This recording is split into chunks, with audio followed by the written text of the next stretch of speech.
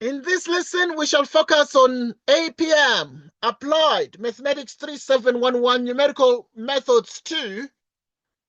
I want us to spend some time a bit before as we start to discuss certain eigenvalue problems, but the question is, what should we know?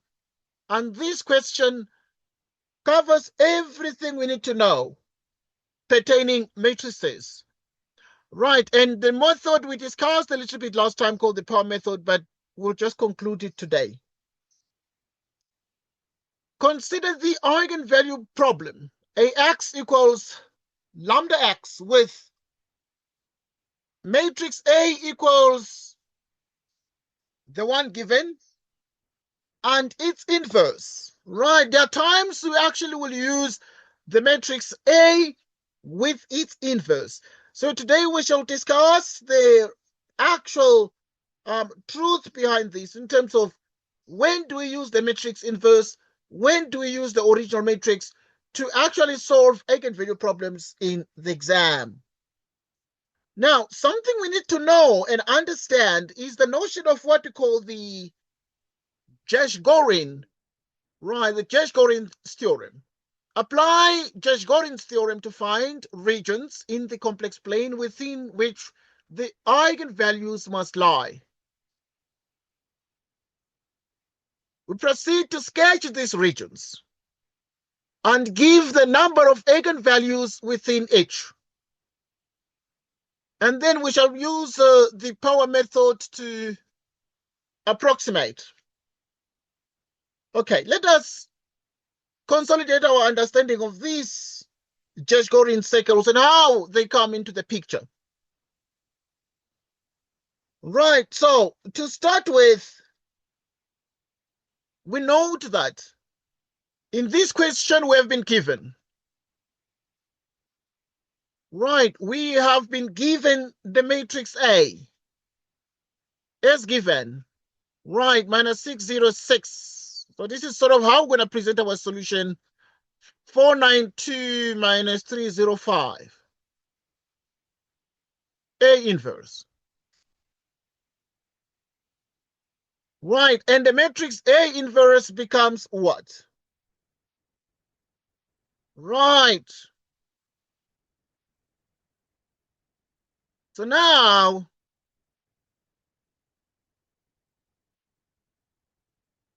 so we have the following.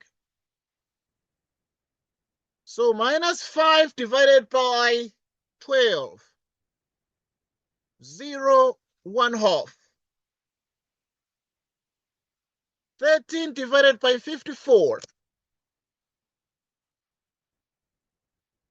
1/9 minus 1 out of 13. Minus 1/4. 0, 1/2. That is the matrix A inverse.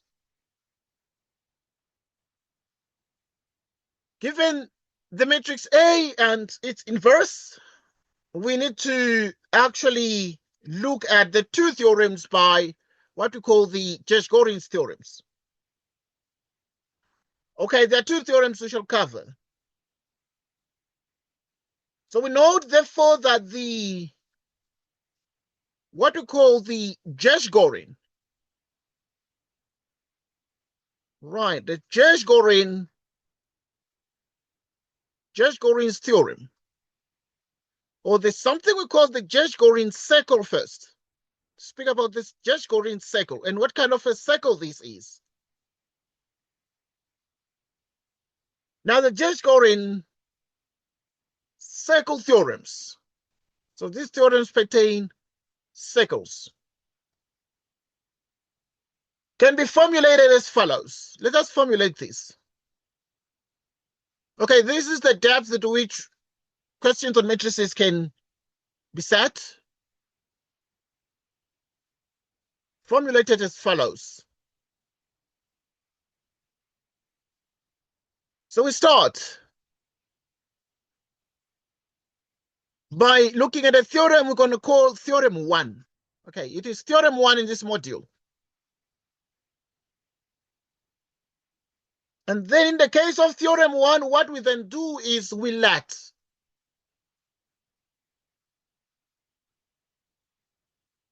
be an n by n matrix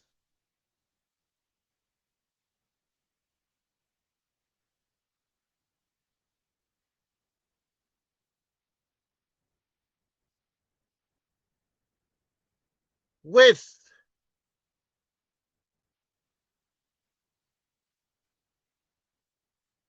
the aij's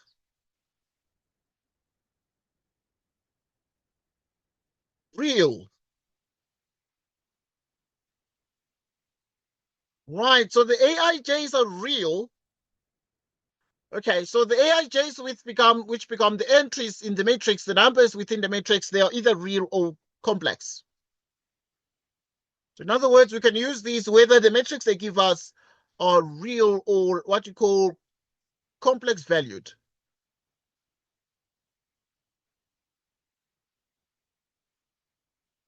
Then all the eigenvalues, because given a matrix, you can get the eigenvalues. So then all the eigenvalues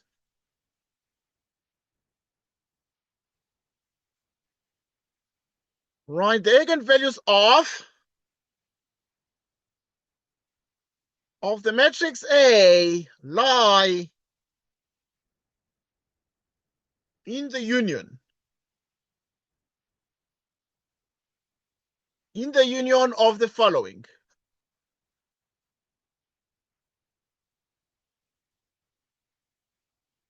Of the following n disks. Right, we shall be looking at what we call the disks. And there is a disk we call D subscript I, which is a disk associated with the subscript I in the complex plane. Right, so in the complex plane.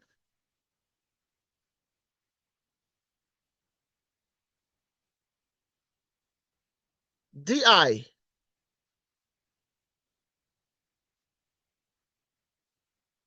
which is Z in the complex plane such that Z minus AII,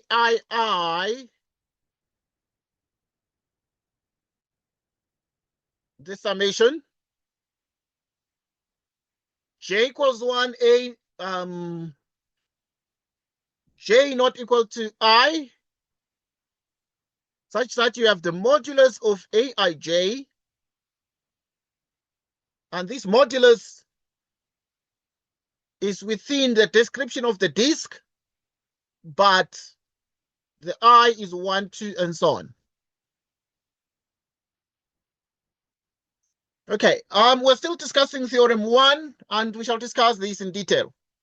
But first, what are these DIs? Or D sub I's, D subscript I's, what are these? Okay, D subscript I is simply the disk. Right, the disk with center. Right, it is with center AII, which are the entries in the main diagonal of the matrix and radius equal to the sum of the absolute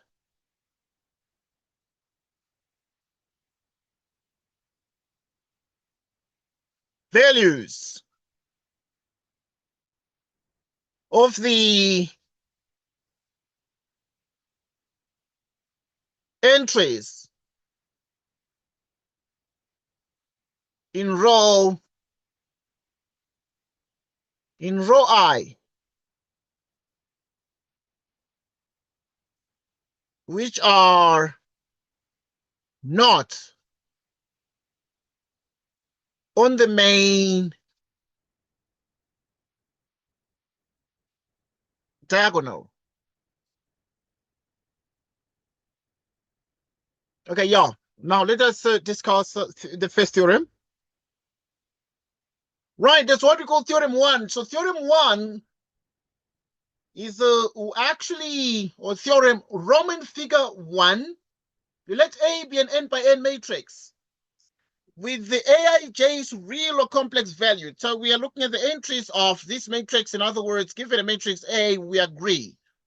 The entries are A11, A12, and so on. So we do, for instance, now looking at a 3 by 3, we look at square matrices, A11, A12, A13. Then we look at A21, 22, 23. Okay. And then look at A31, 32, 33. So this would be, for instance, like a 3 by 3 matrix with general entries. Right, so we let A be an n by n matrix with the Aij's real or complex valued. Then all the eigenvalues of A lie in the union of the following disks. Okay, then we can be able to get the eigenvalues of A. So A being a 3 by 3 matrix will have 3 eigenvalues. By definition, we'll have 3 eigenvalues at most, 3 or less, of course. Now, because by less we mean some of these eigenvalues would be repeated and so on. Okay, but 3 by 3 matrices will have like 3 eigenvalues, 4 by 4, 4 eigenvalues, and so on and so forth. So in other words, then all the eigenvalues of A lie in the union of the following n disks. Okay, remember, if it is an n by n matrix, then we would need a total of n disks. And we call these di in the complex plane. Right, we're going to sketch this in the complex plane. Now, D subscript I contains complex numbers Z, which are elements of the complex plane C, or the set of complex numbers C, such that the modulus of any complex number Z with the main diagonal entries is less or equal to the sum of the non-diagonal entries. So now this one is going to give us a disk. But what is the importance of these disks here? Right, then all the disks Di are such that they are in the complex plane. But moreover, we are saying if this is the case, then all the eigenvalues of A lie in the union of the following n disks. So if we get the disks here, and in this case, if you find the union of the disks. So now, how many main diagonal entries are there? There's A11, A22, A33, and that is going to produce a total of how many disks? That is going to produce a total of 1, 2, 3 disks. So we shall have Z minus A11, Z minus A22, Z minus A33, and these 3 disks are such that if we take their union, then the eigenvalues of A lie in the union of the following disks. Now here, what do you do here? Here you add the other entries that are off diagonal, not along the main diagonal, because the main diagonal is going to be AI there. Let us continue with our analysis of this Gerschgorin's theorem.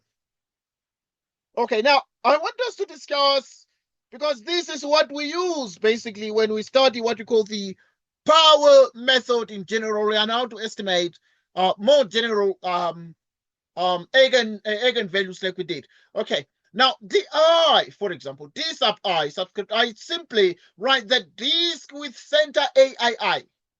This di has center AII and radius equal to the sum of the absolute values of the entries in row I, which are not on the main diagonal,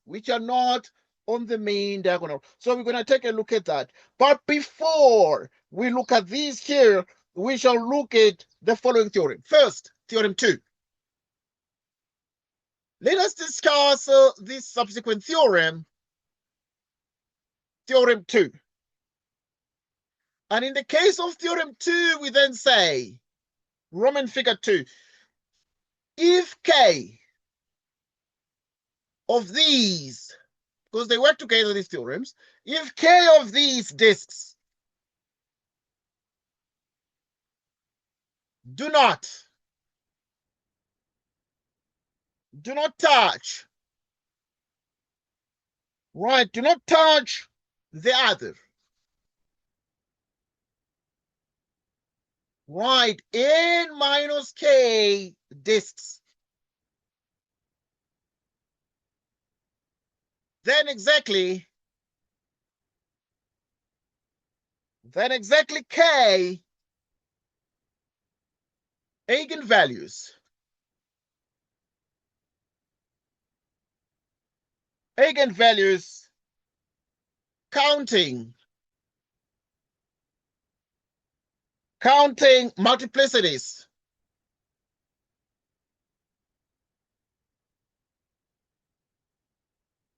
Multiplicities lie in the union. Lie in the union of those disks. Of those disks. So now this is another theorem. And this theorem too is clear that if k of these disks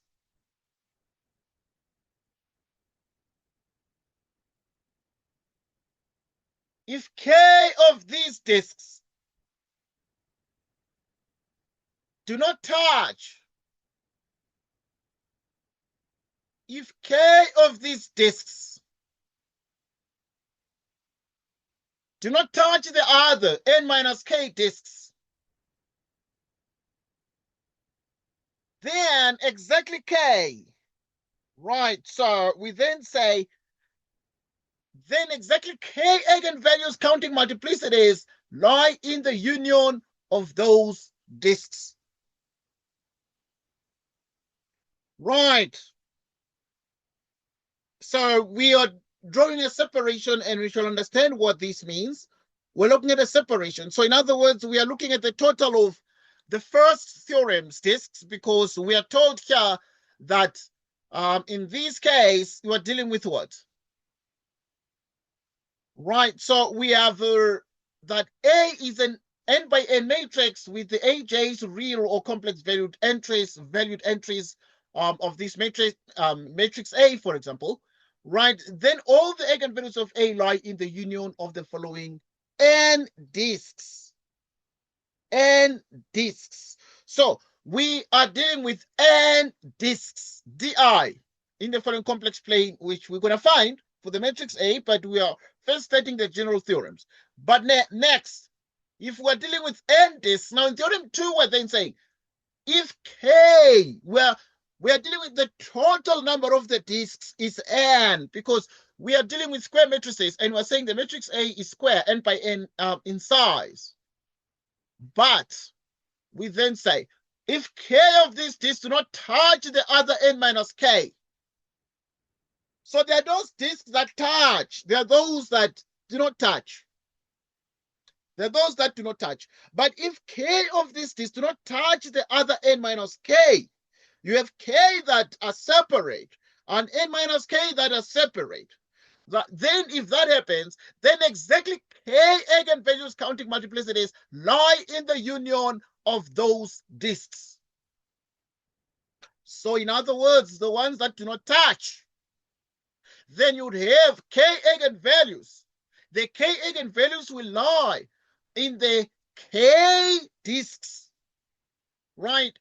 And these k eigenvalues counting multiplicities lie in the union of those disks which are k in number. Okay, so you have so the disks can be separate, but if the disks are separate according to theorem 2, this also separates the eigenvalues, and that is what these two theorems actually are said. Let us apply the two theorems that pertain very important cycles called the Gerschgorin cycle theorems. Now, for the matrix A, right, for the matrix A, right, so let us consider the matrix A. For the matrix A above, we have, for the matrix A above, we have D1, which is Z in the complex plane,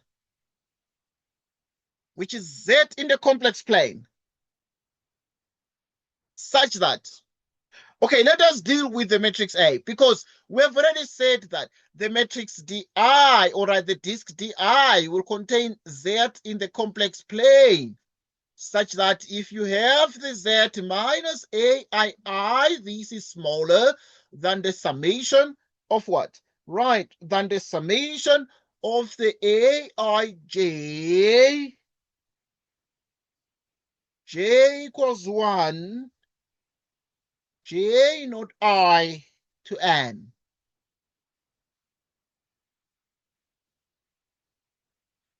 Okay. So now, okay, let's continue.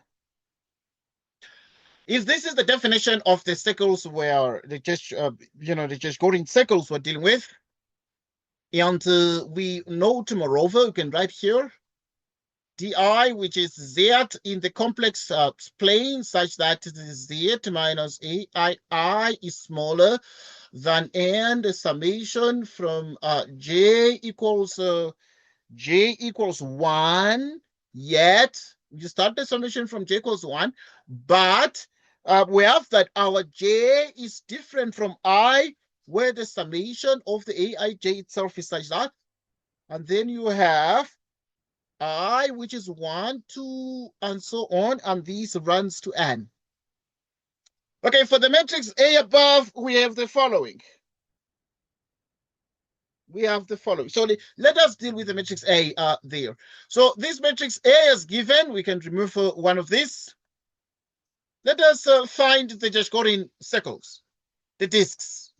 Let us find the disks here in this question. Okay, now, the couple of things you need to take into account here. What exactly are we supposed to see or determine? We're going to deal with the disk 1. So disk 1 is going to be Z minus, then you do this one, because this one is the matrix A. So the matrix A has the entries A11, A12, A13. And then there is A21, A22, A23, and then A31, A32, A33. So you're going to have minus 6. And then it is less or equal to. Okay. Now you have this less or equal to what? Because it's A11, you're going to consider the summation, this one. Right, the summation of this one, right, in the complex plane where you have that. DI is simply the disk with center AII and radius equal to the sum of the absolute values of the entries in row I, if it's AII, in like A11, for example, it will be row 1, A22, row 2, A33, row 3, right, which are not on the main diagonal. So you're going to have those entries that are not in the main diagonal. So at this point, those that are not in the main diagonal are 0 and 6. So you're going to take the modulus of 0, this one, and then you take also the modulus of 6, this one, and the summation 0 plus 6 is actually exactly 6. But there's another disk. The other disks has the Z in the complex plane, such that we have Z minus. Now you are dealing with this one, right? So, which is A22 in the position A22. So you're gonna subtract 9 there, less or equal to the entries which are in row 2, but not on the main diagonal. By main diagonal, we mean this exactly. We mean exactly that. But we go off the diagonal. So if we go off the diagonal, then we're going to obviously consider the others that are off diagonal. So we're going to actually consider that. So if we wish, we can do a small little bit of geometry and circling like this. Okay, now for row 2, A22, for the 9, then we have 4 and 2. Right, so you're going to have the modulus of 4 and the modulus of 2. And for these circles, then the summation becomes 6. Okay, so we're getting 6 and 6 there. It looks very popular, the number 6. Let's look at the third disk. Z in the complex plane such that Z in the complex plane such that Z minus 5. Let's record. Now, if you look at the entry 5 here, then you're going to take the modulus of the off-diagonal entries. So you're going to take the modulus of -3 and then the modulus of 0 also. And then if you add everything here, what are you getting? You're getting exactly 3. Okay, because the modulus of -3 is like the absolute value of -3, and it makes every number that is negative becomes positive. We close and we close. Exactly like so. Upon careful inspection, we are in a position to analyze these and get the results. So let us analyze this in terms of these disks. So what are we actually able to achieve with these disks here? And what do we do with these disks? So now we're going to analyze these exactly together. So let us think about disk 1, disk 2, disk 3, and we need to do what? We need to sketch. We need to sketch these regions and give the number of eigenvalues within each. Let us sketch these regions, and then so that we can be able to give the number of the eigenvalues. Let's do some sketching a little bit here. So right now we're going to deal with D1. We've already seen the disks. So for example, disk 1 contains Z in C such that Z minus 6 less or equal to 6. Disk 2, it is Z in C. Z minus 9.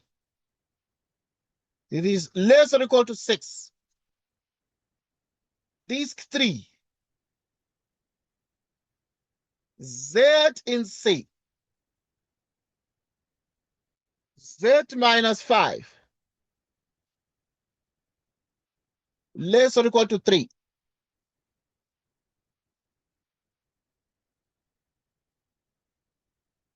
So now let us look at this disk. Let us look at these disks. We have a couple of the disks here. And let us move the horizontal line a little bit upward. A little bit upward so that we can do proper sketching. So now we're going to sketch the Gerschgorin disks. Yes, we need to be able. So now this one is the imaginary of that, imaginary axis, and this one is the real axis of that. Like so. Let us look at D1, disk 1. Right, disk 1 is going to be having center minus 6. Center minus 6, and the radius is 6. So you're going to go up to this point, and also you're going to go 6 units there, and then you're going to do the sketch.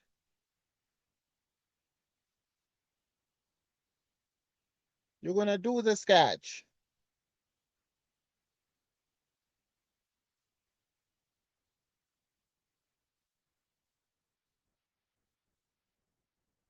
So now you're going to do D1.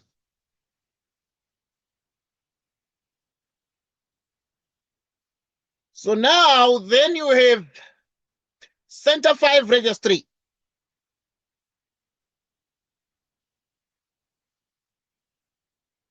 Center 5, radius 3. So now center 5, radius 3, we put the center 5, and then we're going to take the radius. So 3, we're going to go up to 8. And then also you go 3 backwards, subtract 3 from 5, you get to 2. And then now you're going to construct this disk also. Okay, so this disk is going to be centered at 5, like so. Okay, so this one is our other disk. So this one, you can call it the third disk, yeah? The third disk, because it is Z minus 5 is less or equal to 3. So it is the third disk. Then you have also the second disk. You also have the second disk. So this second disk is going to be centered at 9. Centered at 9, but radius 6 units. So centered at 9, there's already 8 here, so you go just 1 unit a little bit, and then you get to 9. And that becomes the center. Okay, we're not done yet. We're still sketching the disks. So now this one centered at 9, then it's going to be radius 6. So radius 6 from 9. What is 9 minus 6? 9 minus 6 is going to give us a 3. So it's going to be there. But if you actually taking the 9 and then you add 6, it's a 15.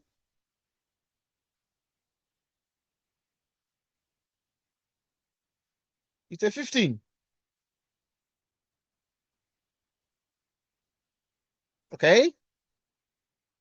So we're going to do this. And then, why are we shading inside? We're shading inside because it's less or equal to, but equals 6. Equals 6 or less or equal to. Equal to 6 means we include the boundary. And then now less than 6, it means you also shade the interior. Now, that is disk 1. And then also you do the same with disk 3. All of them, you shade the interior. You shade the interior. Right. So in other words, if you shade the interior, you're going to come here, shade the interior of this one. And then now you can shade the interior of this one. And then you can see where the shading sort of overlaps, and that describes the intersection. Right. So these are the Gerschgorin circles. Right. These are the Gerschgorin circles.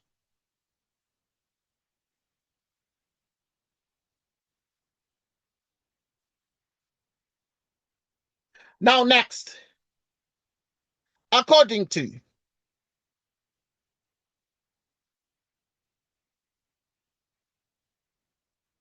Gerschgorin,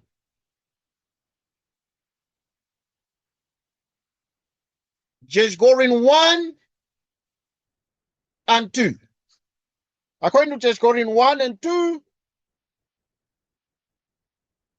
one eigenvalue, right? One eigenvalue, we're going to analyze these circles. So one eigenvalue lies in D1. One eigenvalue lies in D1. And the other two lie in D2 union D3. According to Gerschgorin 1 and 2, one eigenvalue lies in D1 and the other two lie in the union of D2 and D3. We shall analyze what that means. But also we shall mention that for the sake of interest, right, for the sake of interest, we shall verify these by calculating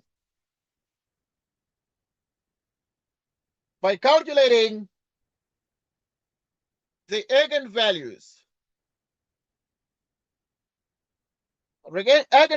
and the corresponding,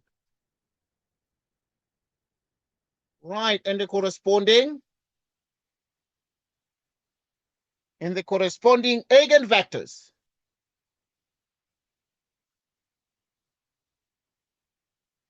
Analytically.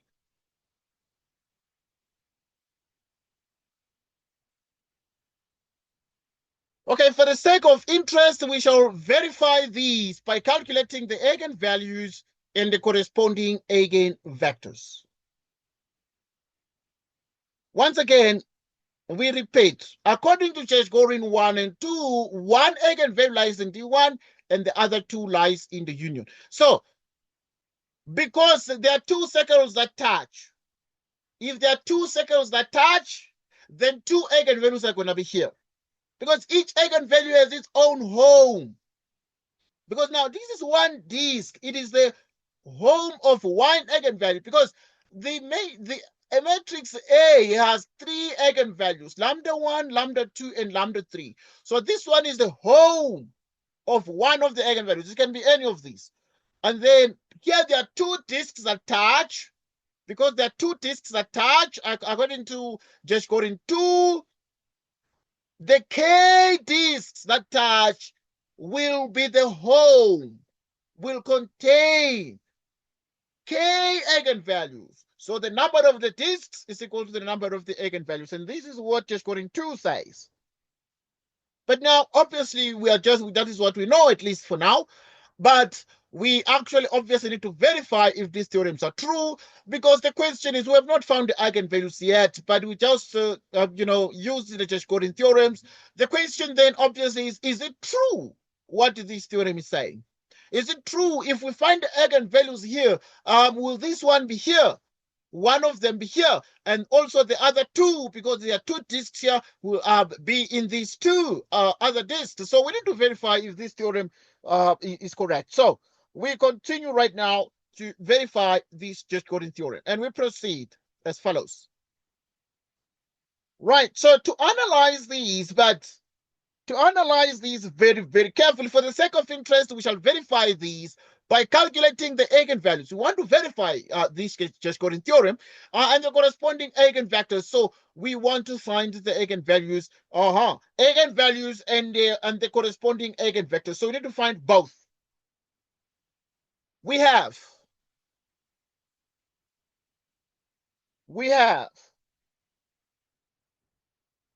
AX is lambda x.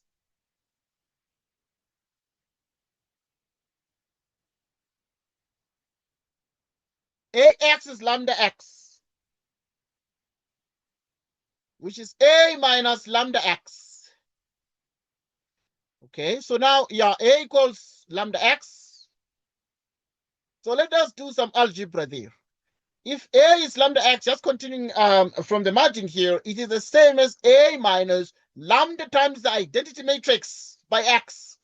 This equals 0. So we can manipulate these and have AX minus lambda x. We factor out the x, the vector x, which is the eigenvector, and then we have A minus.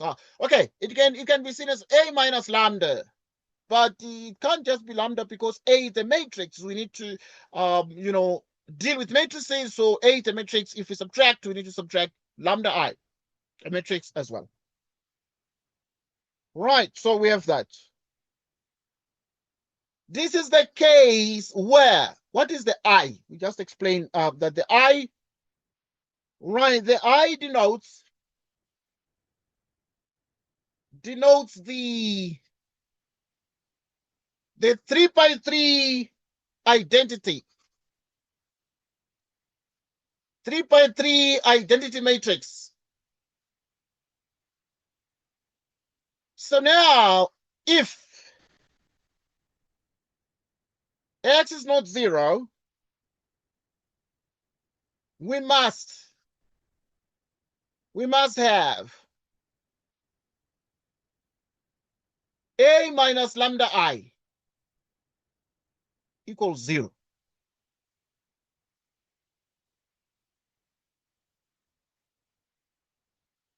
So now,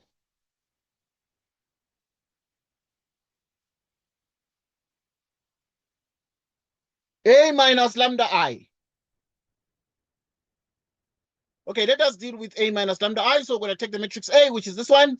Then we're going to actually compute the eigenvalues. We want to check if these Gerschgorin theorems are true or not. So we're going to now deal with the matrix A. It has the entry 6. Then the I matrix is going to contain 1, 0, 0, 0, 1, 0, 0, 0, 1, 2. This is the 3 by 3 identity. But you see, with this 3 by 3 identity matrix, there are a couple of things we need to take into account. We need to say minus 6, then we subtract lambda. So we subtract lambda. But if it's minus lambda I, it means that we're just going to take these main diagonal entries and then we're going to minus lambda from these ones. 0, 6, 4, 9 minus lambda, 2, 0,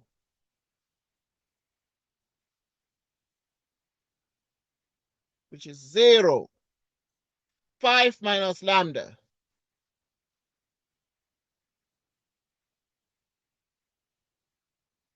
So,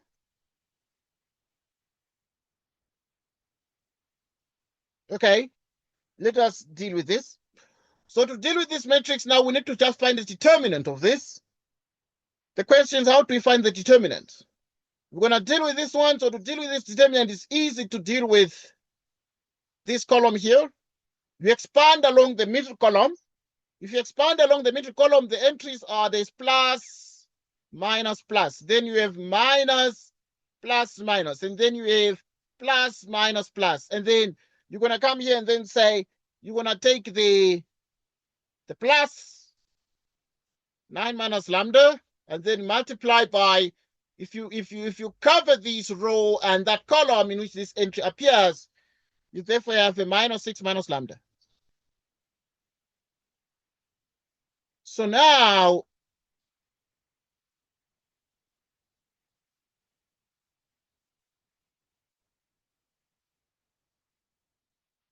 it's 9 minus lambda.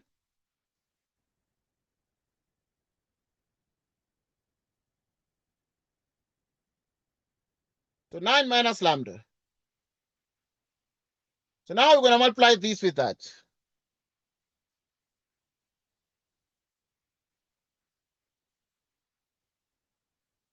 So now you add 3 by 6. And then if you manipulate everything here, we're going to have the following. Right, multiplying everything here would give us exactly a lambda squared plus lambda, and then this is minus 6 by 5. Minus 6 by 5 is what? It's minus 30. Minus 30 plus 18 is what? Minus 12.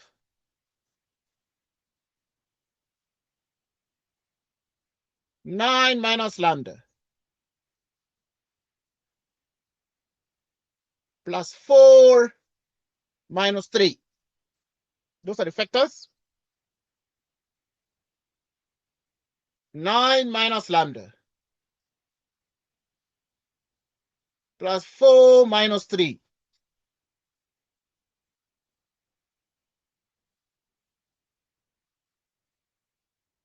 So now it's minus 4, 3 lambda.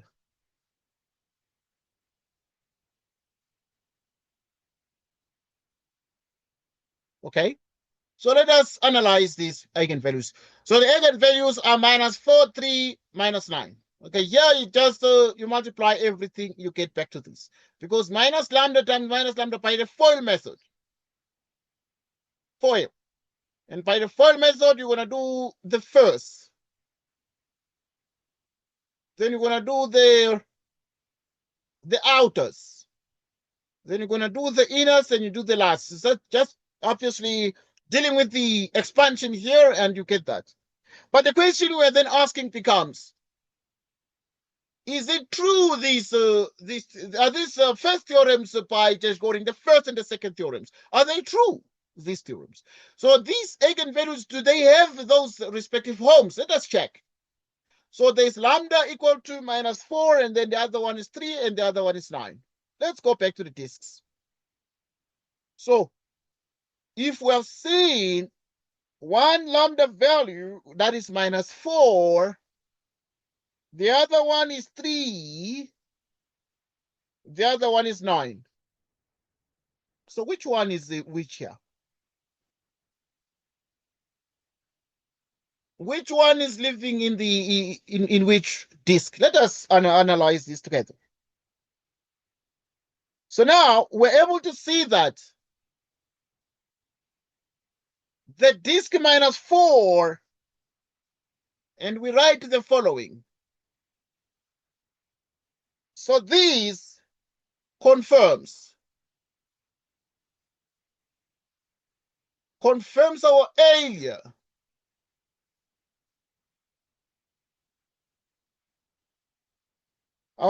conclusion,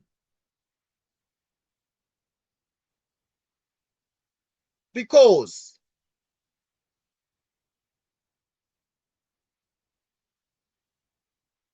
minus 4 lies in D1.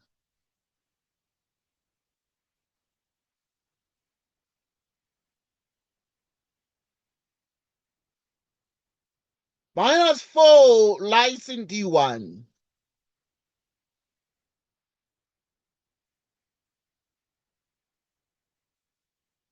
So now let us check, where is minus 4?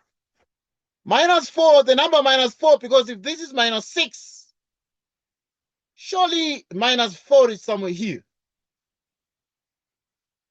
Surely minus 4 is somewhere there. And this minus 4 is between 0 and minus 6.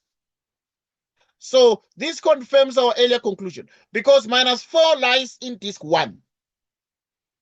Minus 4 lies in disk 1. Then we expect, because these are two disks, we expect the other two to lie there. Let us check this, if this is true. Aha, there's lambda equals 9. So this is the case. So minus 4 lies in disk 1, while 3 and 9 lie in disk 2 union disk 3.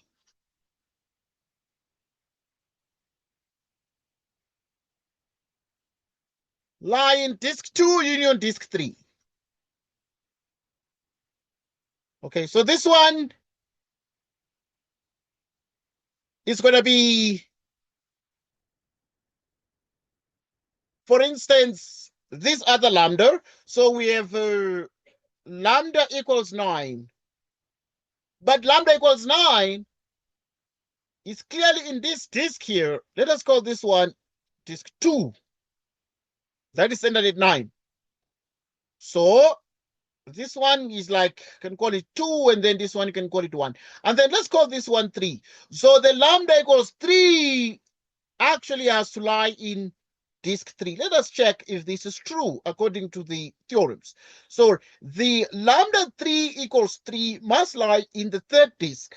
And that means that, let us check the number that equals 3. Here we have 3, we have 5, then we actually, with the 5, we then said you actually have center 5, and then you have radius 3. Right, 3 minus that would give us a 2. 3 minus 5 would give us a 2, but 5 plus 3 would give us 8. 5 plus 3 would give us 8. Would give us 8. So that in the end,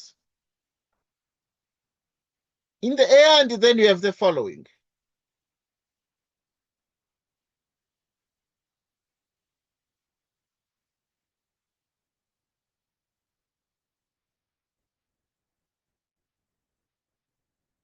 So now, then you have the following. Then you have the following.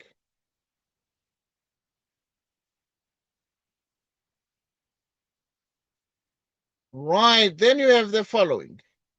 Okay, we'll continue, please, with our analysis. We are still looking at the Gerschgorin theorems. And then we shall analyze it. Okay, yeah. We are dealing with lambda equals 3. Lambda 3 equals 3. Where is it? The 3. Right, so we're able to see that the number 3, if this is 5, then between 2 and 5, you have the number 3 there. 3 is there. Now, the number 3 surely lies in the third disk. So it means, therefore, 3 and 9 as eigenvalues lie in the union of this 2 and this 3, because this 2 and this 3 touch each other. Okay. So now we analyze the eigenvectors.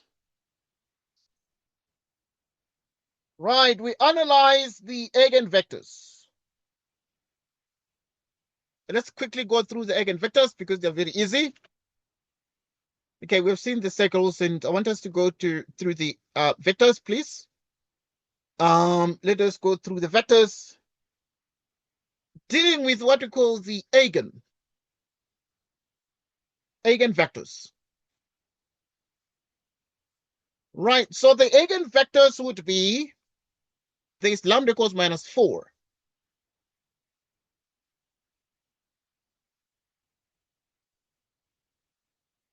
Which is x equals 0.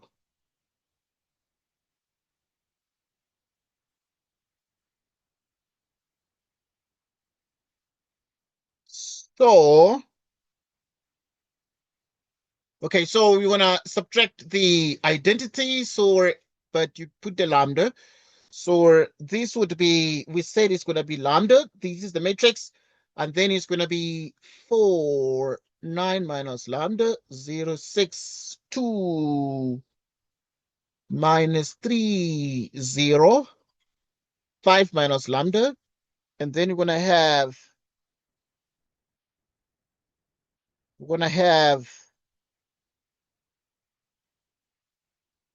x1, x2, x3. And then dealing with the eigenvectors, so this is going to be 0, 0, 0. Obviously, dealing with the lambda equals -4, then we're going to plug everything here. Then we're going to have -6 minus 4, 0, -4, 0, 5 minus 4, which is x1, x2, x3,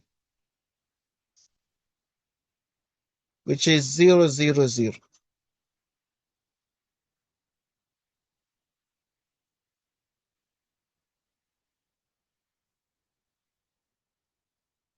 So that in the end, which is -2, 0, 4,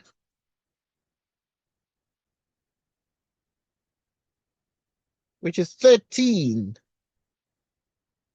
2, -3, 0, 9.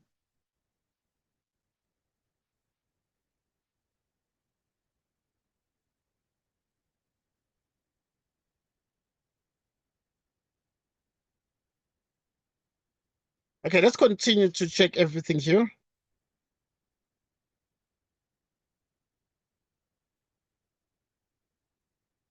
Okay, we'll continue. Now, to find the actual eigenvectors here, there are surely a couple of ways to determine the eigenvectors. Right, there are surely a couple of ways to determine the eigenvectors, but I prefer that we use the following method.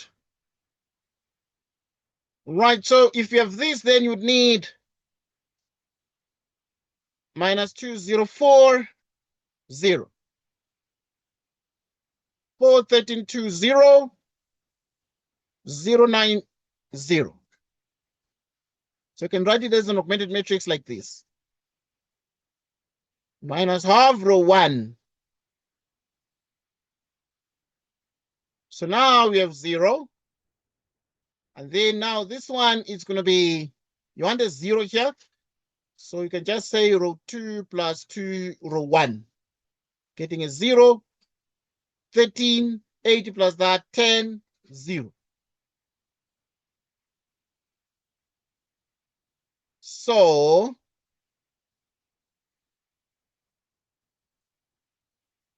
okay, we continue. So that we have row 3 plus 3, row 1. Okay.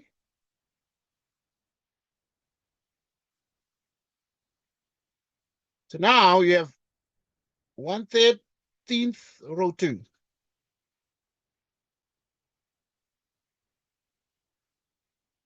So,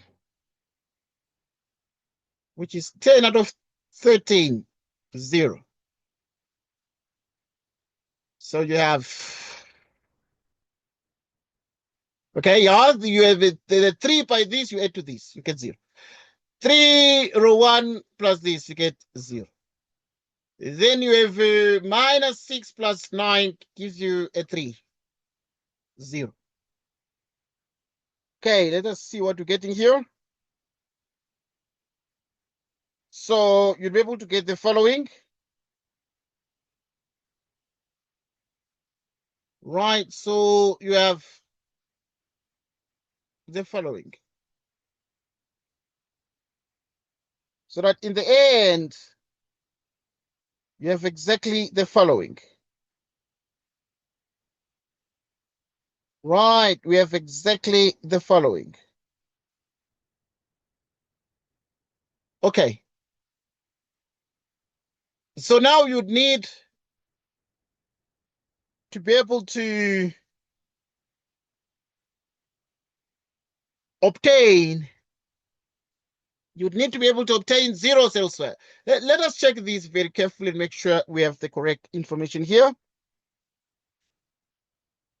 Let us check these carefully and make sure we have the correct information. So, okay, this one is a 6, please. It's a 6. So let's check. So you're going to have a 6 there. Okay.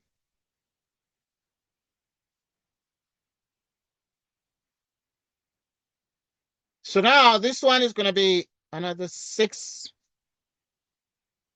Let us check. So that's what you're going to have. Yeah, everything is it's okay like that. And then obviously now we're going to add. Okay, let us check. I want us to just make sure we have the correct information here. Right, so if this is the case, so you're going to have the minus 206. And then we have the 413.2 and then the minus 309. That's fine. Now, I want us to get a 1 here.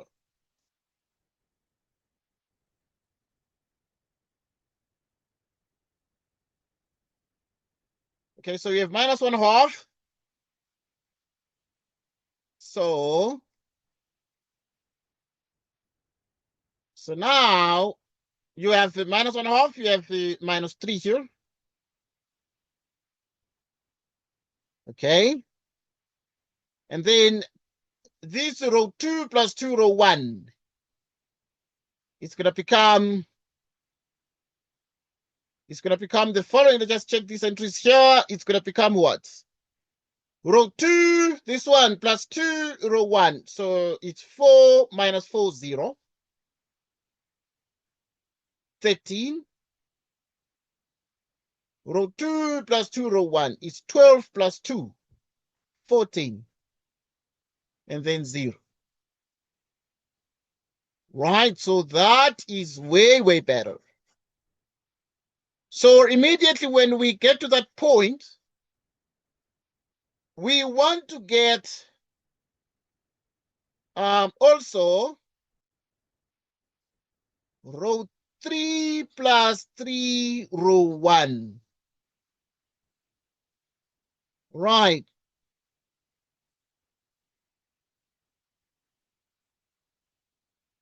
One 0 minus 3. So you add, you have 0. You add, you have 0. You add, you have 0. You add, you have 0. Okay. Sorry we missed you. Sorry we lost you. Right. If we lose you, please try to reconnect because it can always be the network that causes that. And then now you'd continue to then say, okay, you have zeros everywhere here. You have zeros everywhere. Everywhere. 1/13 root 2. 1/14 out of 3. Yeah, if we lose you, yeah, just try to reconnect. Okay, well, just actually trying to get the eigenvalues here.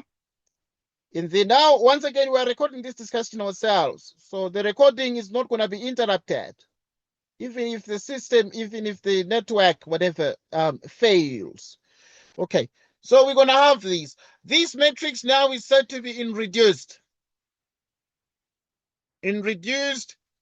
row, echelon form. Right, in reduced row echelon form, in which case, therefore, we're going to have the matrix.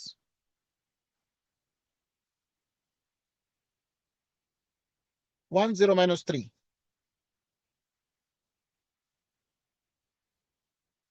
0. Which is 0, 1, 14 out of 3.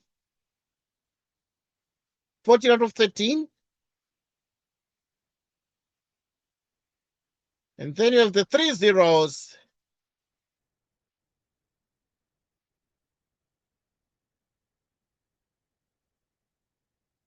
Okay, so now in the end, okay. So now you're going to have x1 minus 3x3 equals 0. x2 plus 14 out of 13 x3 equals 0. And then we have x3 equals x3. Okay. So now you'd have the following. So now we are actually able to get the following. x1, x2, x3. What is x1?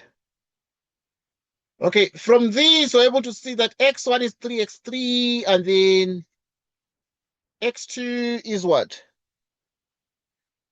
Is minus 14 out of 13 x3, and then x3 is x3. So x1 is 3x3 minus 14 out of 13 x3. x3 is x3. So now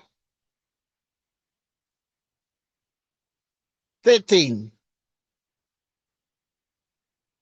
So now we're going to have what? Okay, let us check exactly what we're going to have here.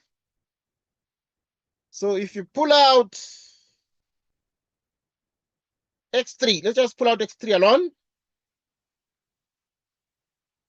All right, taking out the common factor x3, you have a 3 here, you have minus 14 out of 13, and then you have 1.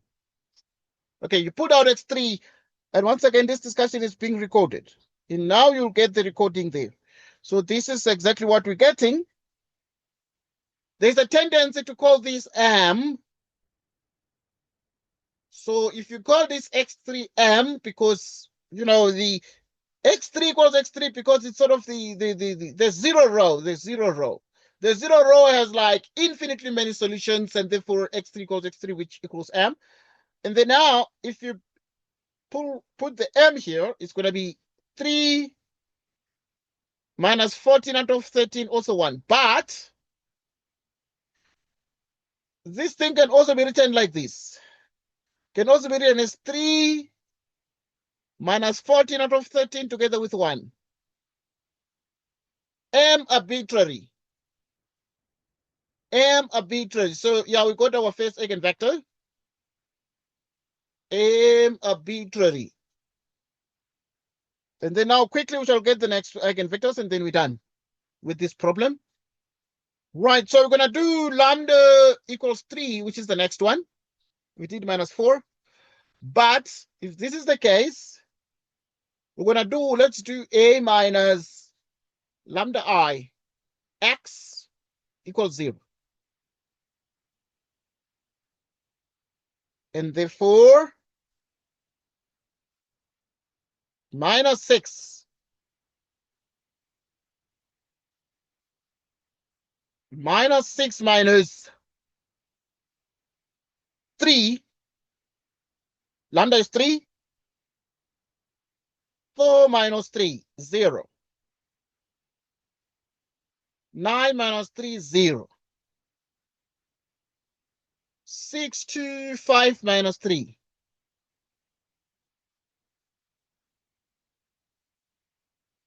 X2, X3.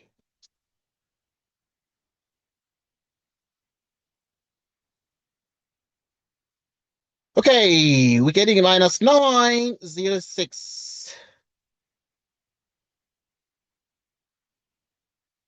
6, 2 minus 3, 0, 2. X1, X2, X3. 0, 0, 0. 0, 0, 0.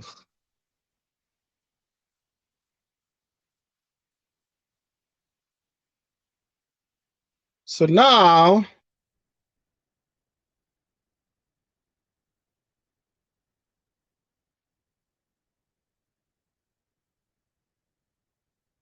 so,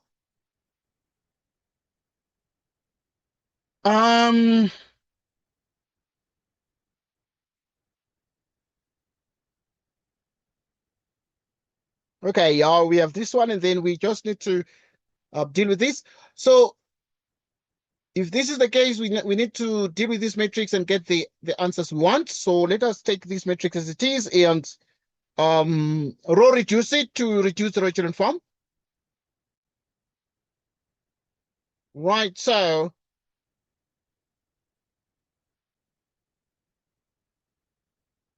now we're gonna actually row reduce this matrix. But if you row reduce this matrix step by step, it reduces to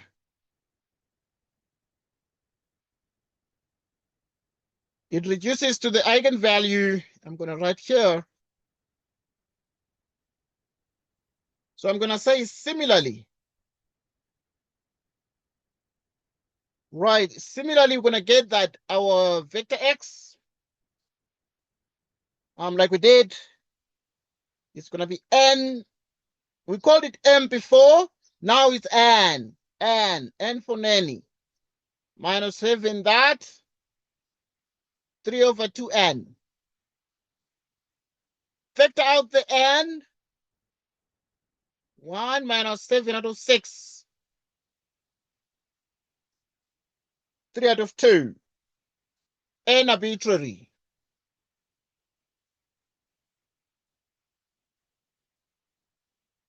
Right. Okay, 4. Lambda equals 9.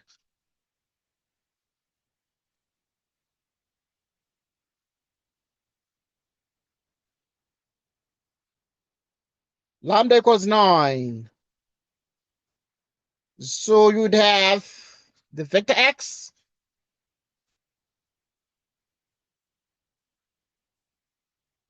Zero.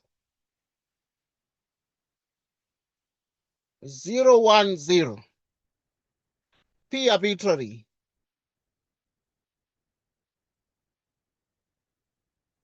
P arbitrary.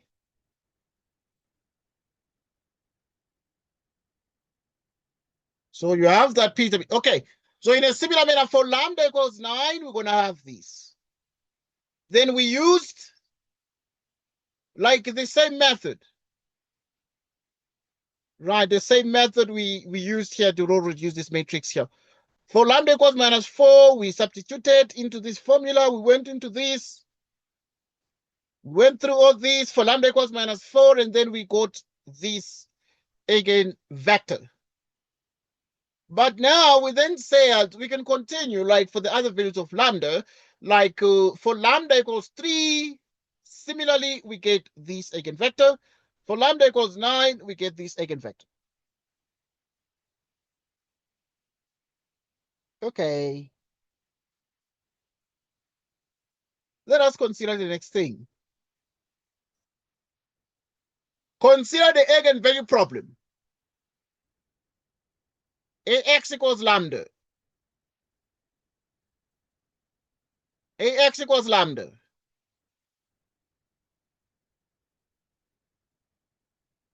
So now if Ax equals lambda x,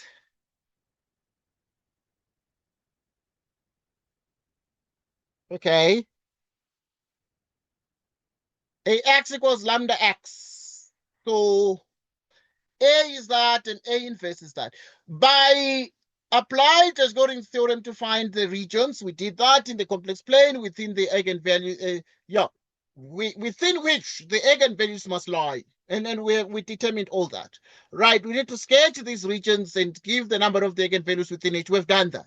So now we are up to use this method here, the power method. So now use the power method to estimate the dominant eigenvalue and the associated eigenvector. We use the power method to estimate. So this one is there in the exam all the time. So let us deal with this particular power method and deal with the domination. So we note that in this case, what we call so we are using the power method now. Let us just make this very clear, because in the exam they're going to say power method. So we are using what we call the power method. That's what it is called. Use the power method. Right, the power method.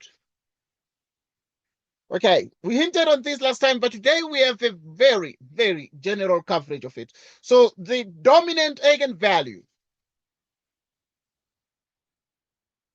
Right, the dominant eigenvalue can be found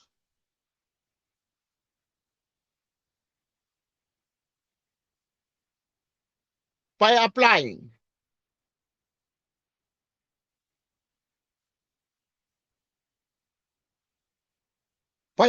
the power method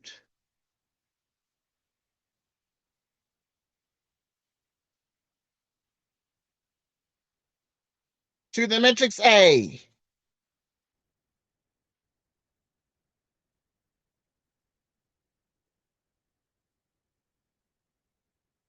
Right, so in other words, we're saying this is the power method we're dealing with.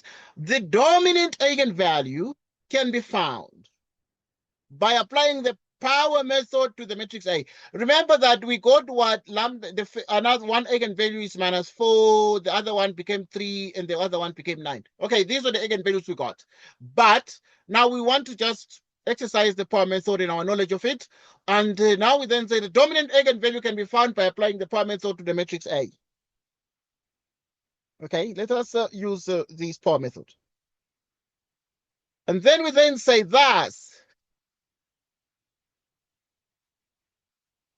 for Ax equals lambda x, for Ax equals lambda x, let us deal with everything we need to do here.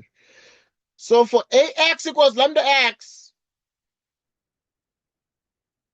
we start with the eigenvector 1, 1, 1, always, pretty much most of the time. They'll give you the eigenvalue to start with. So we write the matrix A now, which is -6, 0, 6.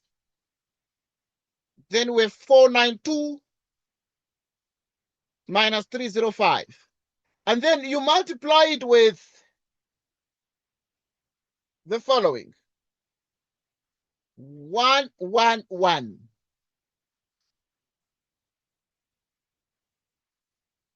And therefore,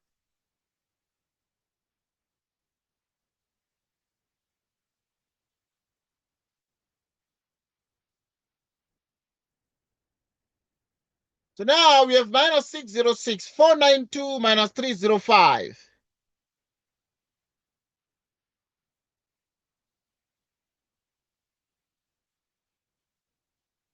-3, 0, 5. Okay.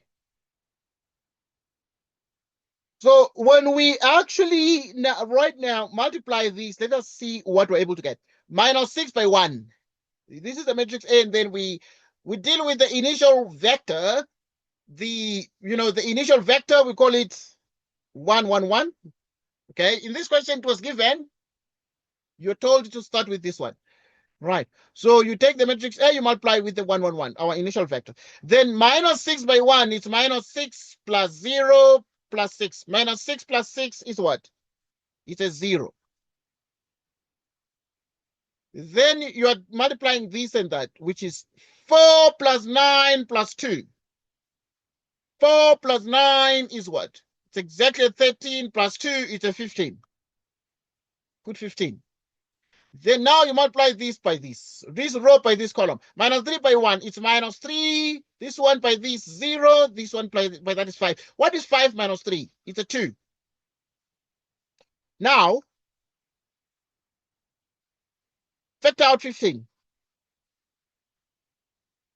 Factor out 15 to achieve a 1 here. Because we are dealing with what? We are dealing with the dominant eigenvalue. Dealing with the dominant, we pull the largest number, the largest entry, and the largest one is 15. So we factor it out. And then now you're going to have a 0 here. If you factor out 15, you have a 1, and then here you have 2 out of 15.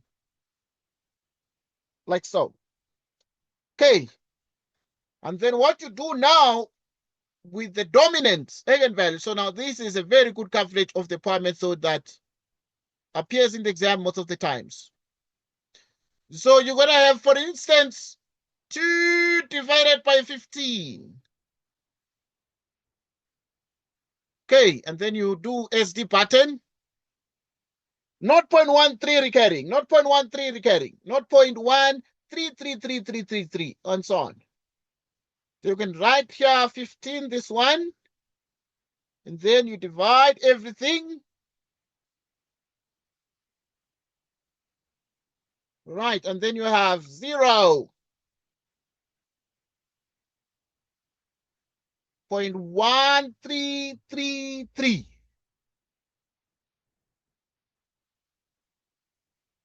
Okay.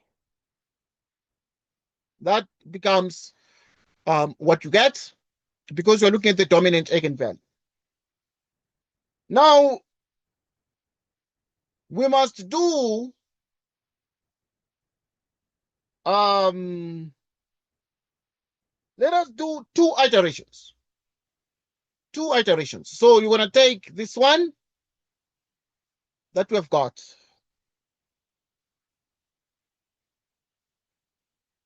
Which is minus 606. 492. And then so we're going to deal with this one, which is 0, 1, 0.1333.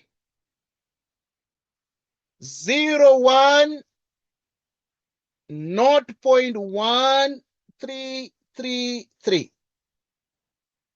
Okay, it is still the matrix A, and we're continuing with the multiplication. So when we're actually multiplying this with that, you have minus 6 by 0, which is 0, and then this by that, which is 0, and then 6 by 0.133. Right, so you're going to have 6.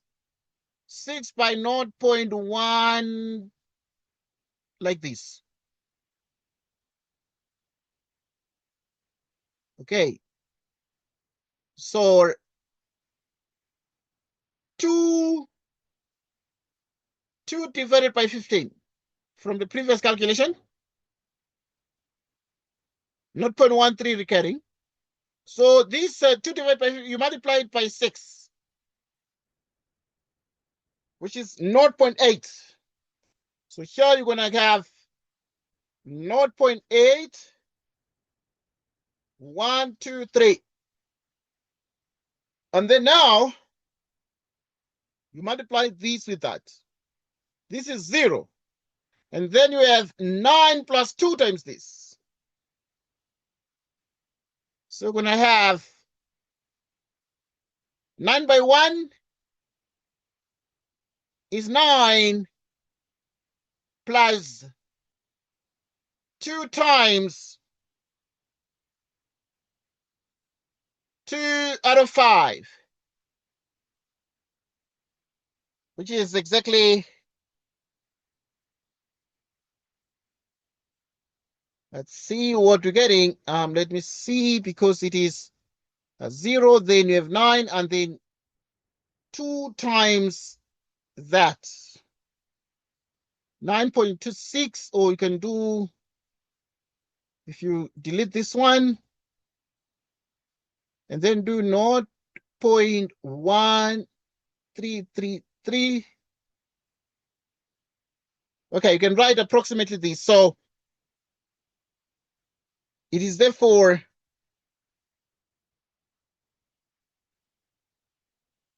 9.266.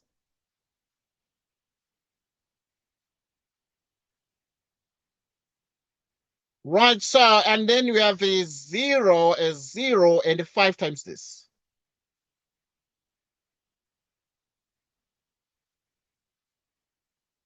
So now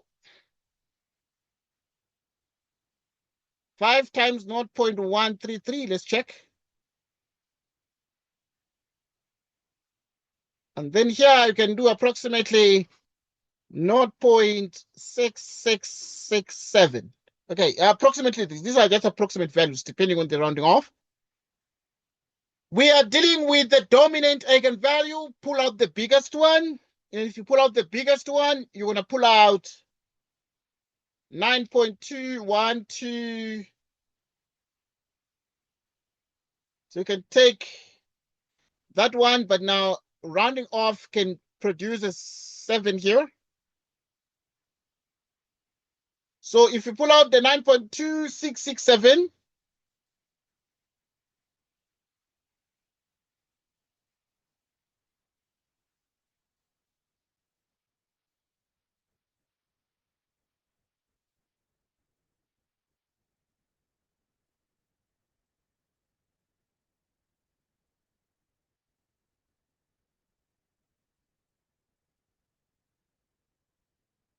okay, so now let us pull out the 9.2667. Okay, so now it's a 1.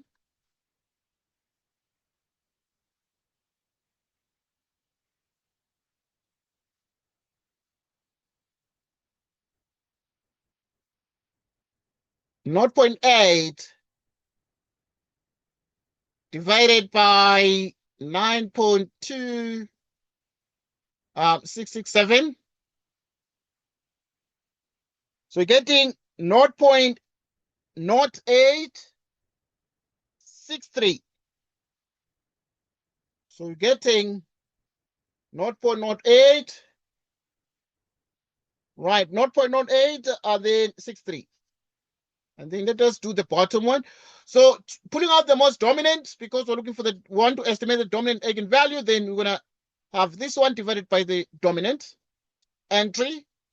So it's going to be, now we're going to take 0.667. You divide by 9.212, that, which is 0.0719.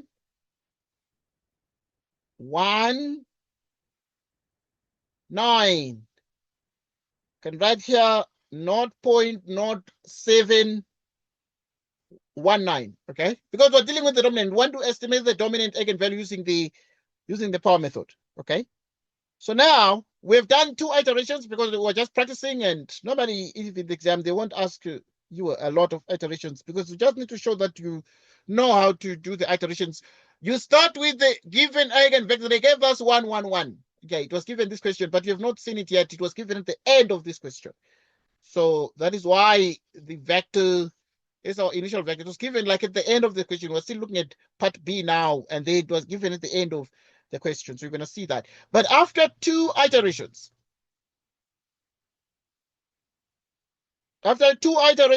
we obtain Right, what do we obtain? Can write here after 2 iterations, we obtain the following. Let us check what we obtain here. Right, we obtain lambda equals,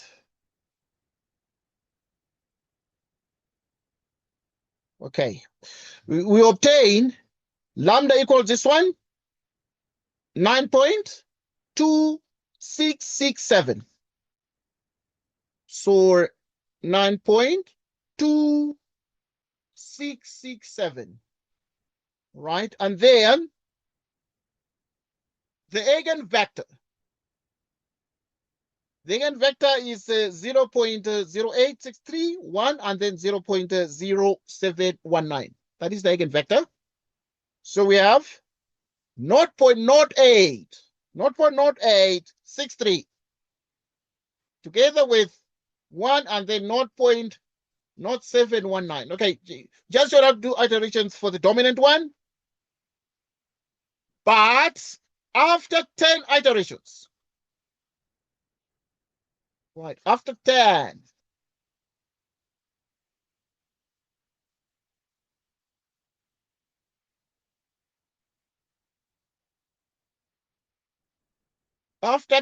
iterations, we obtain lambda equals 8.1234. Okay, you can do 10 iterations, but yeah, we did 2 here. But if you continue with the process, then you're going to get 0.12311. And then here we shall get 0.1234, like that. Right. And then you continue to then say compare.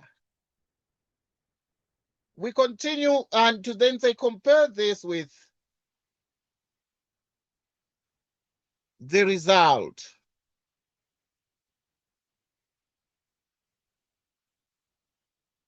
In Roman figure 1, when lambda equals 9, in P equals 1. So which means 0, 1, 0. Okay, for the 9 and P equals 1, we have 0.10. And obviously now we remember the eigenvalues we got. Okay, just practicing the power method here. The eigenvalues we got lambda equals -4. We remember lambda equals 3, but we also got lambda equals 9. And the dominant one was lambda equals 9, but its eigenvector was with the 0, 1, 0. Okay, now, you remember now, for lambda equals 9, you have the 0, 1, 0. So this 0, 1, 0, it means that indeed our method is working. Because now we then said after 2 iterations we got this, but after 10 iterations then we got this, and therefore, okay, we did not show the 10 here, but it showed only 2 iterations. But if you continue with the matrices like we did, then we're going to get to 0, 1, 0, and this is actually the answer we got for the eigenvector for lambda equals 9 and p equals 1. We got that the eigenvector was 0.10. Okay, now that is something that becomes very important. Let us deal with the smallest one, because now we dealt with the dominant eigenvalue. So, but the dominant is not everything.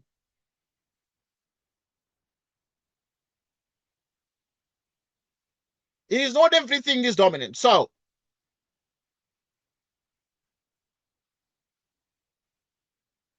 right.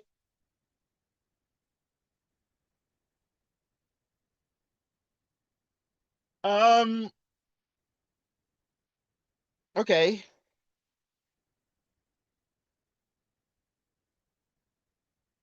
So now let us deal with the least one. Let's see.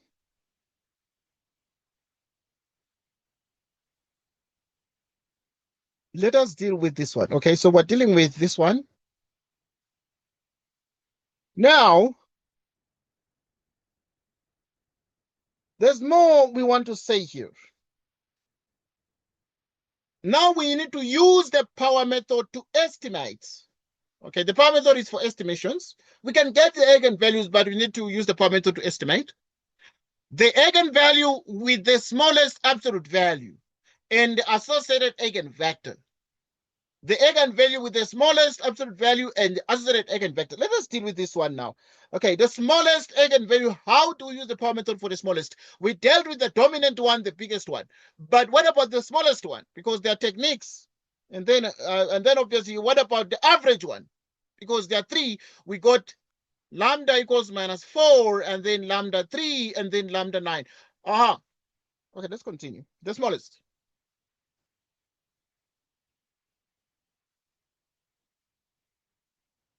Absolute value.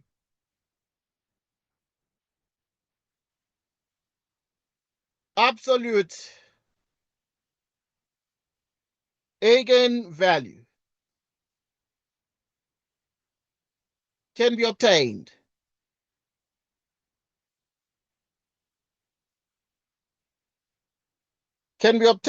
by computing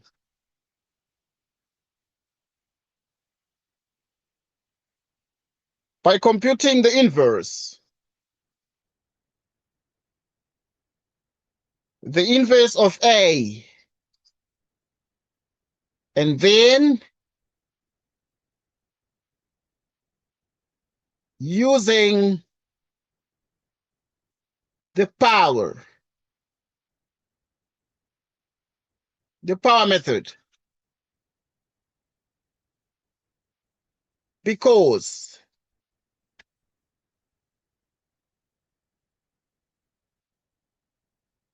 the power method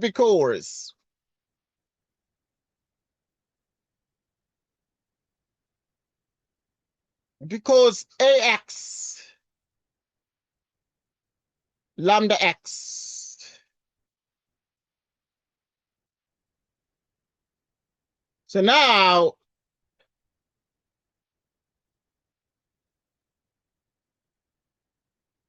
which means AX lambda X and then X, and then you have this AX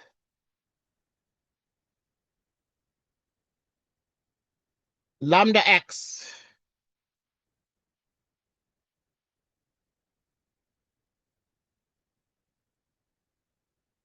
Which is A inverse 1 over lambda X. And conversely, okay, we're going to analyze how to deal with the smallest one, smallest eigenvalue, the eigenvalue of the smallest magnitude. But now we're going to look at the converse results. And conversely, we deal with the inverse. A inverse X is mu X. This means that X is equal to, okay, this is like the formula, the pattern we use. And this becomes A mu X. This means AX is 1 over mu X.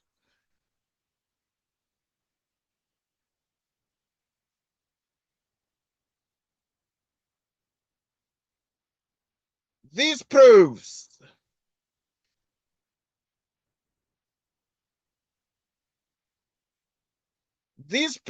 that Lambda 1, lambda 2 are the eigenvalues.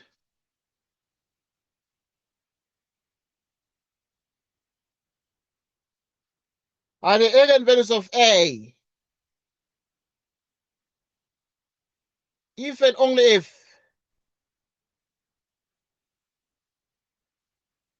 Right, if and only if the, okay, this has a description, please. If and only if the eigenvalues, sort of a rule, if and only eigenvalues of A inverse are 1 over lambda 1. Okay, we can put 1 over lambda 2. Okay, so we're going to have 1 over lambda 2. And then 1 over lambda n. Hence,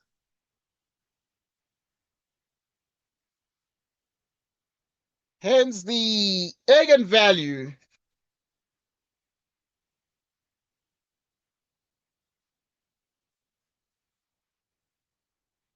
hence the eigenvalue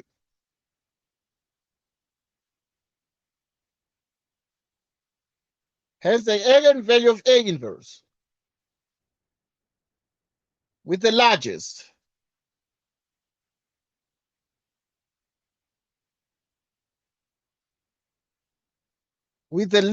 absolute value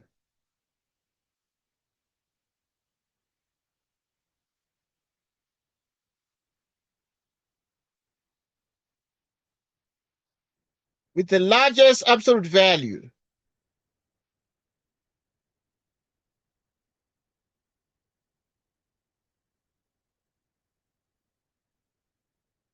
so compute.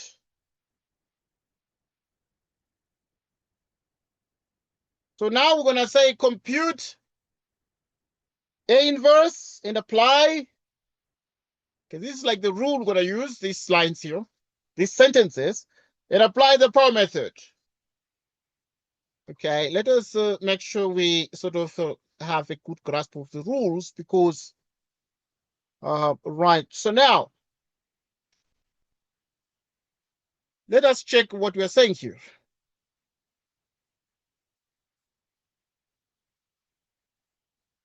All right, let us check what we're doing here. So now we're dealing with the eigenvalue with the smallest absolute value and associated eigenvector. Smallest eigenvalue, yeah? Smallest absolute value. Smallest absolute value. So the smallest absolute value is going to be like 3. That is the smallest absolute value. Because the largest one was 9, we dealt with it. Then the smallest one is going to be 3. So the smallest eigenvalue can be obtained by computing the inverse of A. So to deal with the smallest one, we compute the inverse of A and then using the power method. Right, because if ever we have the matrix AX equals lambda X, this means that X is equal to A inverse AX. And AX is lambda X. And therefore, which means A inverse X is equal to 1 over lambda X. It means that A inverse X is 1 over lambda X. Conversely, if you start from the end of this and you say A inverse X is equal to mu X, some eigenvalue, this means that you can multiply both sides by the A, and therefore it means that X is equal to A inverse X, and A inverse X is equal to mu X, and this means that AX is equal to 1 over mu X. AX is equal to 1 over mu X. AX is equal to 1 over mu X.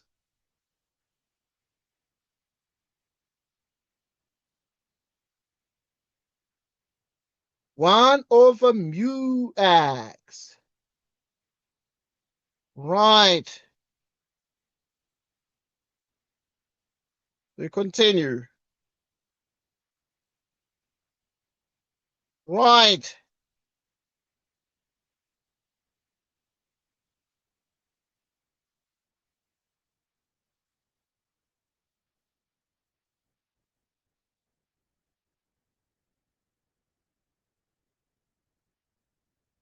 Okay, we continue. Okay, yeah, we don't have to stress much about these relations. They're just some descriptions, but you'll understand exactly what we do when we get to solve the problem. This proves that lambda 1, lambda 2, lambda n, like, an n by n matrix, right, when you have an n by n matrix, then you're going to be in a position to actually have n eigenvalues. N by n matrix shall have n eigenvalues. Okay, so we continue. We continue.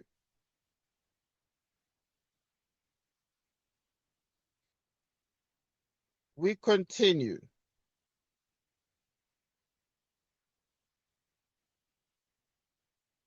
We continue. Okay, y'all.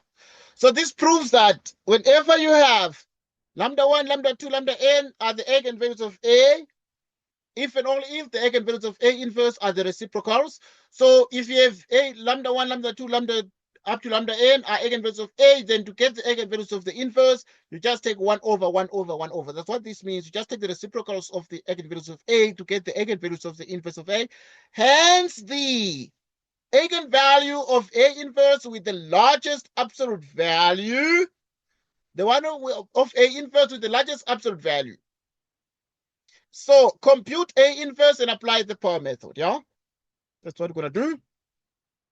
Let us deal with this problem and then, but now obviously you realize. So compute this. So the eigenvalue of A inverse with the largest absolute value would be the least one, would be the smallest one of A. Yet it is the largest absolute value in the inverse of A. It will actually be the eigenvalue with the smallest absolute value and the associated eigenvector. So that is something that we need to do. So let us continue.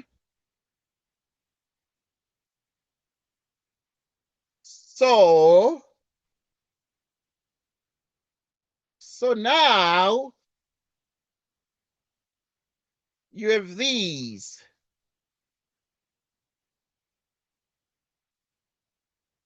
So now we have 13 out of 54. 1 out of 9 minus 1 out of 3. So now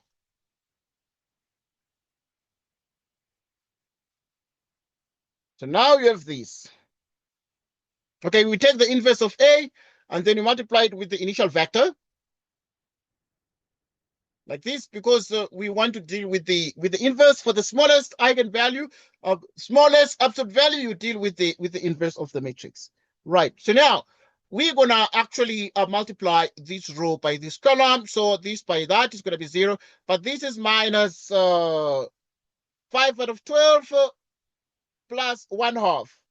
Okay, we're not gonna waste a lot of time there, but if you use a calculator, you're gonna get 0.0833.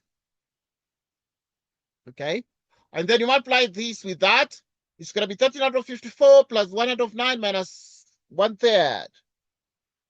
0.0185. Then you multiply this with that. 0.2500. Then if you pull out the dominant one, you pull out the biggest one, because you're dealing with the inverse, we are pulling out the biggest one, the dominant one, and the biggest number is 0.25.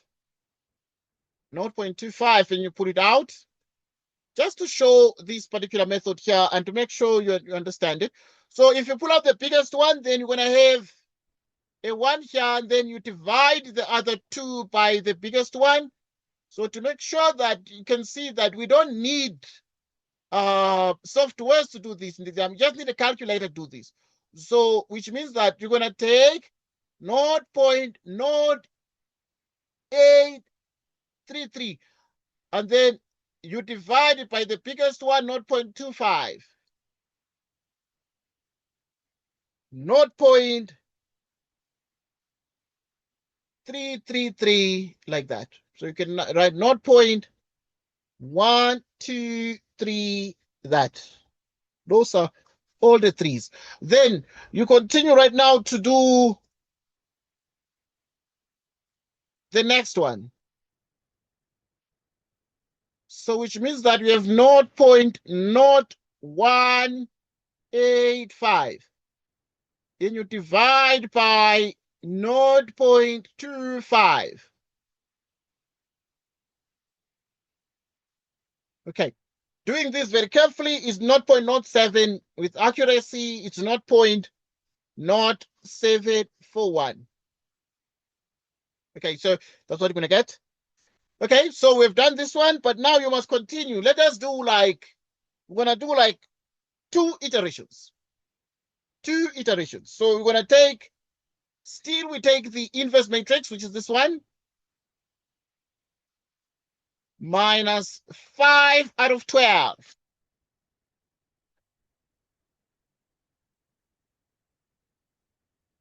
And then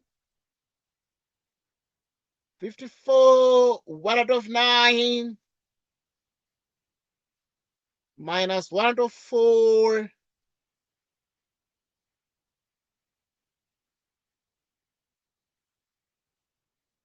so now, then you're going to take this one.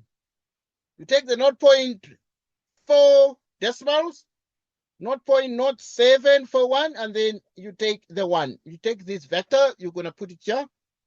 You multiply. So it's going to be the inverse matrix A and then 0.1234. Then we have 0.0741, and then you have 1. Power method. You multiply this with this plus 0 times this plus 1/2 times this. Using a calculator, we're able to get 0.3611. Then you have this times this plus this times this minus this times that, which is minus 0.2449. These times these times these times that. 0.4167. Now, you are pulling out the dominant one, the biggest one. Which one is the biggest? The biggest is 0.4167. So which means if you pull out 0.4167, which is the biggest one, then you divide the others. So here it's just going to be 1, and then you divide the others by the biggest one. So you're going to divide, for instance, the following. Let us just practice. We're going to divide. If we divide, for example, you take 0.3611, you divide by 0.4167. And then you have this, which is 0.866. Okay, it's going to be approximately 7 to the correct rounding off, depending on the case here. But you can write 0.8667. But once again, that is rounding off. There's always a discrepancy in the rounding off. So the student is always forgiven on this one. Anyway, up to what extent can you round off to accuracy? So you want to take this one, you divide by the biggest one, 0.2449, you divide by 0.2449. You divide by 0.4167, which is 0.5877. 0.5877. But yeah, it's for this one that is negative. So it's negative 0.5877. Okay, dealt with it. So we've done like two iterations, and we're able to then see that after 2 iterations,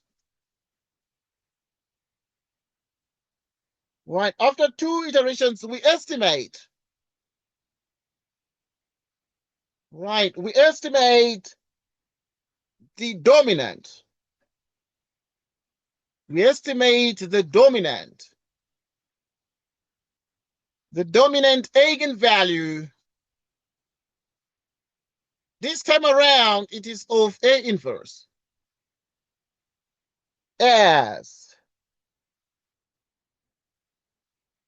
lambda equals 0.4167. 0.4167. And the corresponding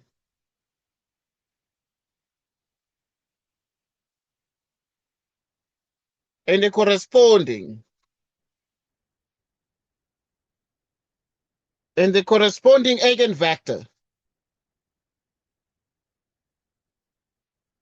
as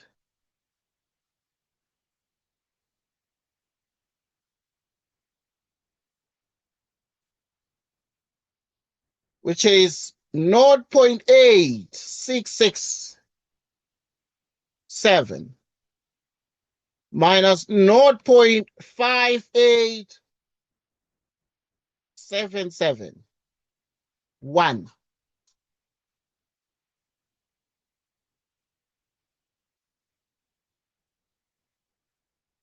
So you have the following. Then you have the following.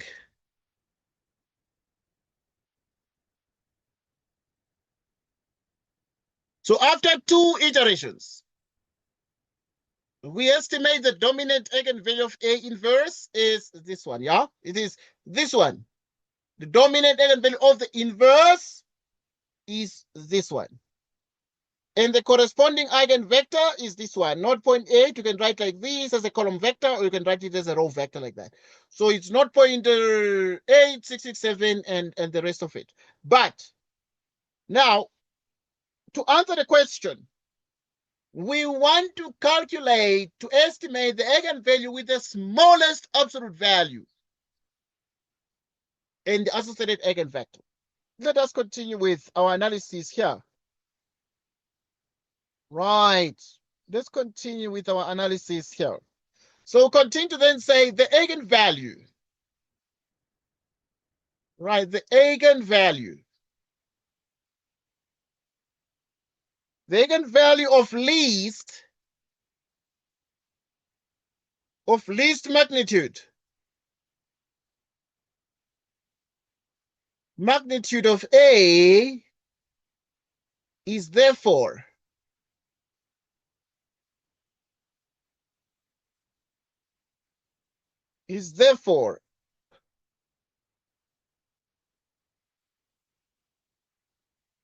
okay, of least magnitude, then we divide 1 by, remember, we divide, which is 0.4167. Using a calculator very quickly, we're able to say 1 divided by 0.4167. It's 2.399. You can write it as 2.4 in zeros. You can round off to 2.4 and like 3 zeros. So now we are right back because we dealt with the inverse before. For the inverse, it's this one. And then for the original matrix A, you take the reciprocal of this, 0.4167. Taking the reciprocal is 1 over, giving us this one. So for the A, therefore, for the smallest one, this is what we are able to see. But obviously now, because we know that lambda is -4, lambda is 3, lambda is 9, then this one here becomes the least one, the smallest one. The smallest one. But let's continue to analyze this. And then say, and the corresponding.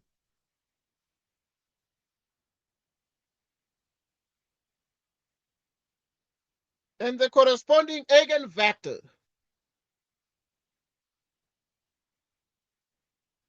is the one given above. And the corresponding vector is the one given above. Right, the corresponding eigenvector is the one given above. That is to say, the corresponding eigenvector is this one given above, and it is 0.8667 minus 0.58 77 like this, and then 1, like so. But we note that this is continuous. So we can continue the process and then say, if we continue, like we stopped at 2 iterations. So in other words,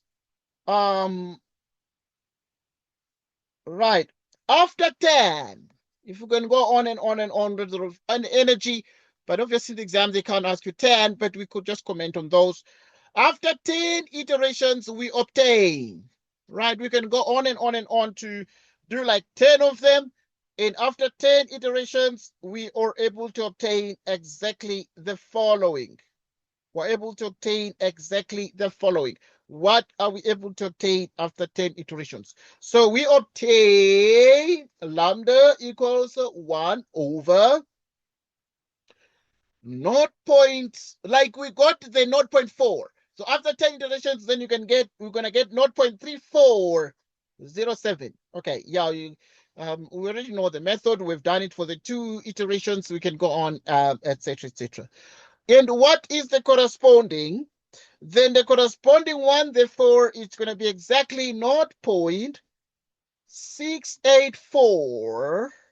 Okay, 0.6884. Okay, we continue. Minus 0.7805. 1. Compare this with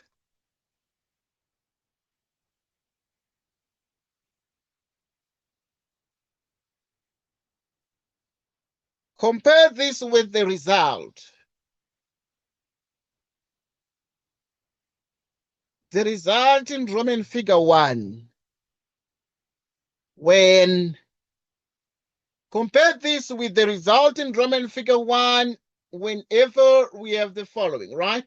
So we're going to compare with the result in Roman figure 1 when lambda is 3 and also when lambda is 3 and n equals 2/3. Right, we're starting very soon, Saman. Right, so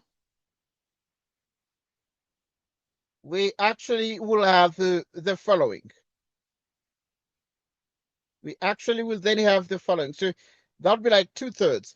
But that will be x equals, compare this with the result in Roman figure 1 when lambda equals 3, n equals 2/3, when n equals 2/3. Okay. We dealt with lambda equals 3. Let's say we're starting very soon, Saman. We dealt with lambda equals 3, and then when it dealt with lambda equals 3, then we got previously, the eigenvector was the same as what? It was n and then minus 7 out of 6n and then 3 out of 2n. Okay, this. But if we replace n by 2/3 here, then we're going to be able to achieve the following. Right, we're going to be able to achieve that x is in the place of the n, you put 2/3. And then you have minus 7 out of 6. If you put 2/3, right, 2/3 like this. And then you have 3 out of 2, you put 2/3. Why do you put 2/3? You put 2/3 because you want to get a 1 here. You want to get a 1 there. So you must take the reciprocal of the 3/2, which is 2/3. But now if you do this, it becomes 2/3 together with 2 cancels, divide 6, giving us actually a 3 there. All right. And if you have exactly that, what then are you going to be able to obtain? It's going to be minus 7 out of 9, and that is going to be a 1. And this 0.667 minus 0.778, and then 1. So now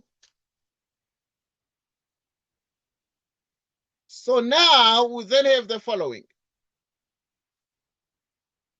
We then have the following.